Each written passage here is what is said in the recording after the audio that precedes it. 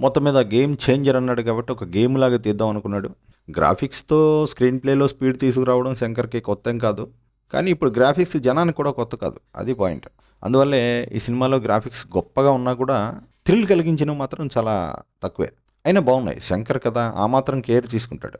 ఓవరాల్‌గా cinema look గానీ, ఆ గ్రాండియర్ గానీ బిగ్ స్క్రీన్ మీద చాలా బావుంటుంది. ఏదో ఐబొమ్మలోనో, బప్పం టీవీలోనో చీకటి ప్రింట్లు చూసేవాడికి ఆ విషయం అర్థం కాకపోవచ్చు కానీ, సినిమా లుక్ అయితే ఎప్పట్లాగే చాలా గ్రాండ్‌గా ఉంది. బిగ్ స్క్రీన్ మీద చూడకుండా ఆ గ్రాండియర్ అర్థం కాకుండా ఏమీ బాగోలేదు ఈ సినిమా అనేవాళ్ళని కూడా మనం పట్టించుకోవాల్సిన పని లేదు. అయితే లుక్ గ్రాండ్‌గా ఉన్నా ఈ సినిమాతో మెయిన్ ప్రాబ్లమ్ ఏంటంటే ప్రతీదీ చూసేసినట్టే ఉండడం. మనం ట్రైలర్ రివ్యూలోనే చెప్పాం.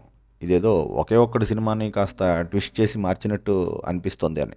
నిజంగా అదే జరిగింది ఇక్కడ.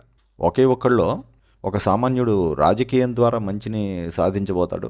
ఇక్కడ అధికారంతో రాజకీయం మీద పైచేయి సాధించడం ఎలా అన్నది తీసుకున్నాడు పాయింట్.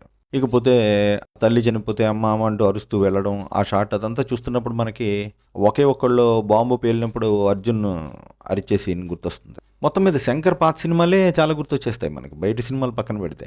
ఆఖరికి ఆ సైడ్ సత్యం క్యారెక్టర్ కూడా ఒకే ఒక్కళ్ళు వడివేలు క్యారెక్టర్ నుంచి తీసుకున్నాడేమో అనిపిస్తుంది. పోరా పంది అని ఒక క్యారెక్టర్ ఉంటుంది. ఇలా వాడికి నడుంకి తగలగానే పోరా పంది అంటుంటాడు. ఆ టైప్లో ఏదో నవ్విద్దామని అది పెట్టాడు ఆ పాత్ర. పుష్పలో సీరియస్ విలన్గా చేసిన సునీల్కి ఆ పాత్ర ఇచ్చి సైడ్ సత్యం అని సైడ్కి గెంటేశాడు.